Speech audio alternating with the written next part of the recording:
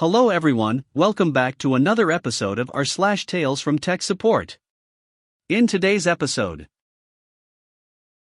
what do you mean two things can't occupy the same space at the same time? An intermittent problem, my favorite. I can't fix the issue, but I can make the error go away. It doesn't work because of bugs. Before we get started, make sure to subscribe so you will never miss a video. So let's get started. What do you mean two things can't occupy the same space at the same time? Good morning TFTS. Pretty sure this is my first post here, or at least my first in a very long time, so please go easy on me. Had an amusing and aggravating situation arise early this morning and thought y'all might get a kick out of it.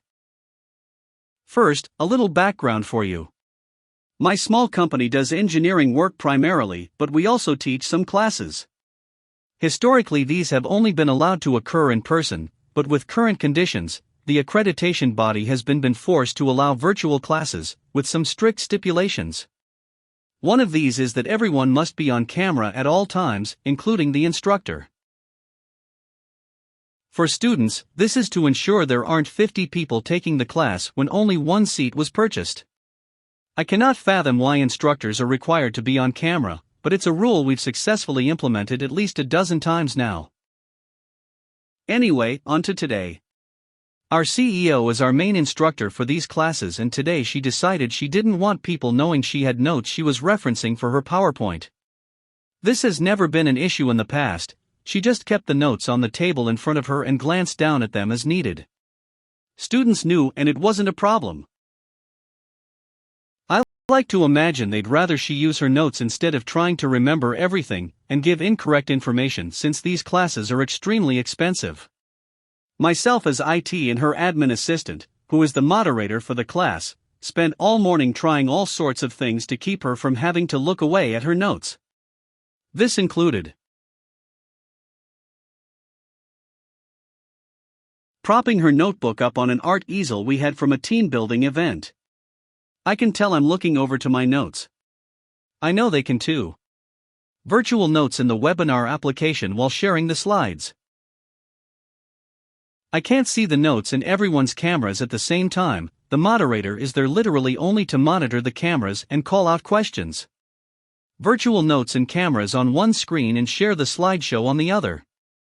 I'm having to look over the camera. I'm sure they can tell. Use an external camera, she has a laptop, and position it above / near the notebook. They can see me reach over to flip pages. And on and on. She is not an inept person, but she somehow wanted us to allow her notes and camera to occupy the same space at the same time. If she had told us this yesterday when we did our dry run, we might have been able to modify her notebook to better accommodate a camera in the middle. Power drill anyone, but alas. This went on for over an hour and almost caused the class to start late.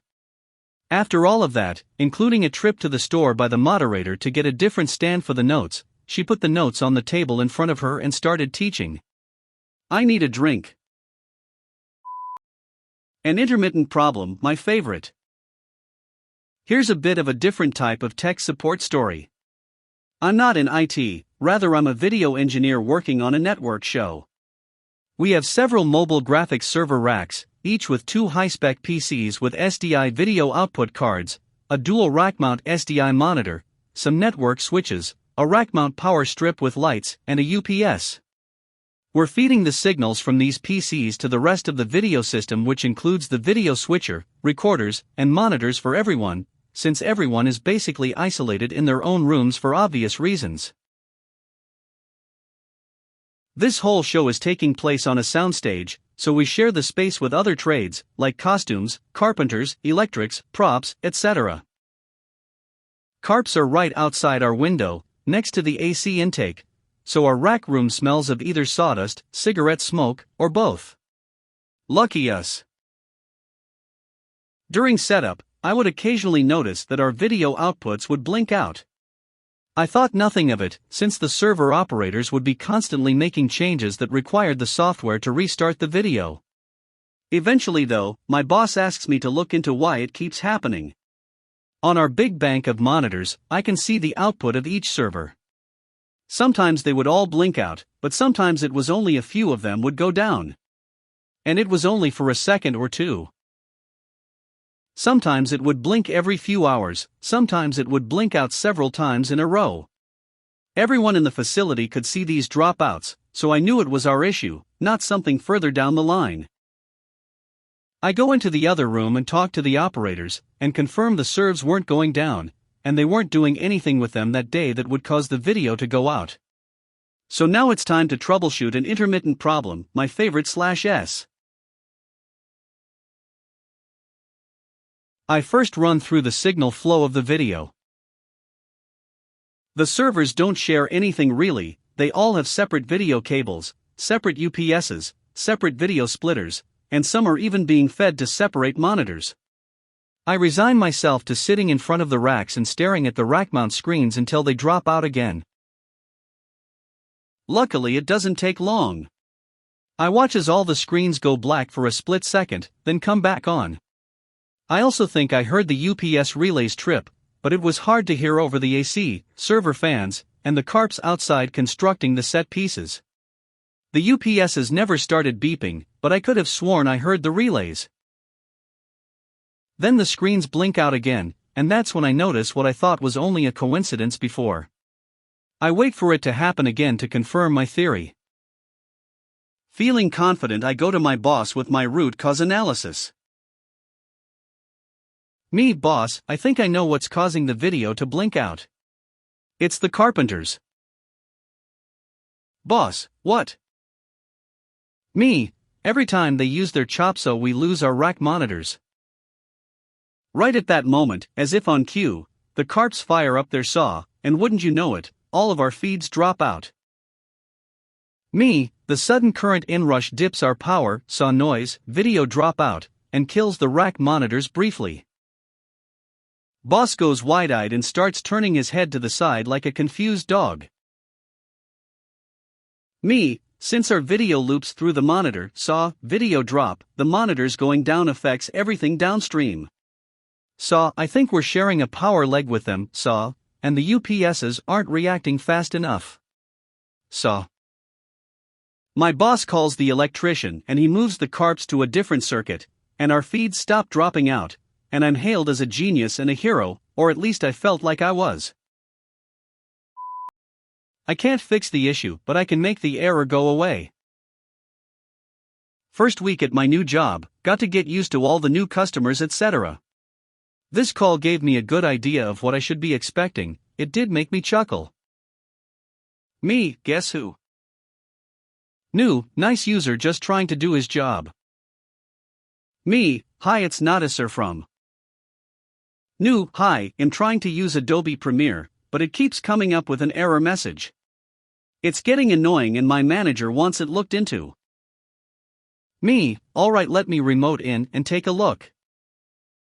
I take a look, the error basically suggests the video drivers are out of date. It also complains about using integrated graphics rather than an actual GPU. The error comes up when launching Adobe, then stays at the top of the screen while using the software. I check out the video drivers, they're as up to date as they should be for the ancient machine he's working on.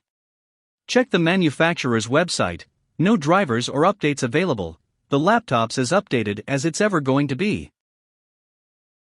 Me, okay, so there's not much I can do, as the error's basically telling you your hardware's out of date.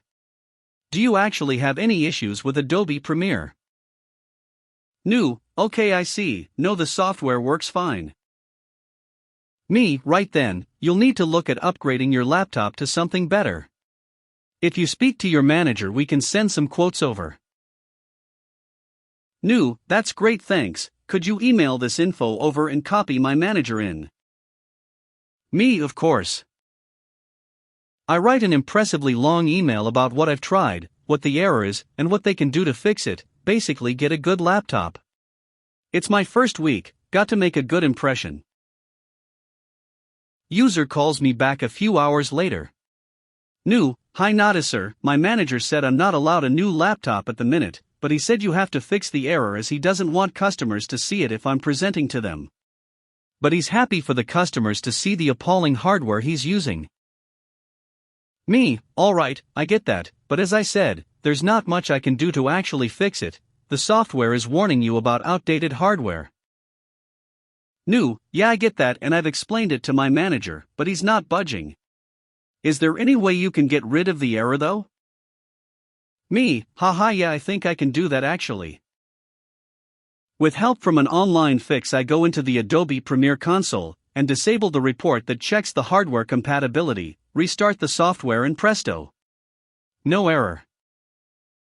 Me, okay, there you go, no error. No, thank you so much, that'll get my manager off my back. Me, no problem. Remember though, the software will eventually stop working on your laptop, that's what it's warning you about. No, hopefully I'll get a new one soon, thanks. Issue resolved, I guess, lol, as long as the user's happy, and I have the evidence that both Adobe and myself warned them. It doesn't work because of bugs. So, my current role is in application support, and one of the major apps I support is used by various contractors, some of whom will access the management side of things via a Citrix published app. So we've recently engaged new contractors on values that have lots of zeros after them. Our service desk set up the relevant users, we did some training, and all is good, so we thought. Then we get an email from the manager of new company X, CC'd to the manager of the contract, the project manager, and several general managers. It doesn't work due to bugs in the system, and it's been like this since the training day, 10 days ago, so we are going to have to delay the contract. Now during training, all the users were told to phone our help desk for critical issues, and were supplied electronic and physical copies of how to log in and what to do if you have problems. Within 2 minutes of this email, the PM is ringing me and asking me to fix the bug. Well, I reply, the Citrix portal is working externally. The user has an account and hasn't logged in. And we can see other external users successfully connected. We need to know what error he's getting. And now my will to work with people starts to leach even further out of my soul. The project manager tells me that the contractor said bugs in the system and I should fix it. Ring the contractor. Leave voicemail asking them to call me because naturally they didn't answer the phone. Get an email, again CC to everyone. I still can't log in due to bugs in the system. Ring immediately, no answer, leave voicemail. Almost immediately my phone rings to have questions from one of the GMs as to why I'm holding up a contract worth $. Explain the above. Phone rings with another GM, rinse and repeat. Explain we will try calling the contractor again in the morning. Morning time and contractor answers the phone, tells me it still doesn't work due to bugs and he will call me back shortly. Phone blows up with more calls from people higher up the corporate food chain. 4 hours later, contractor emails everyone he'd emailed earlier to say it's working fine. I said lots of words that I don't want my children to repeat, and my tech support soul lost a bit more of itself to Silicon Heaven.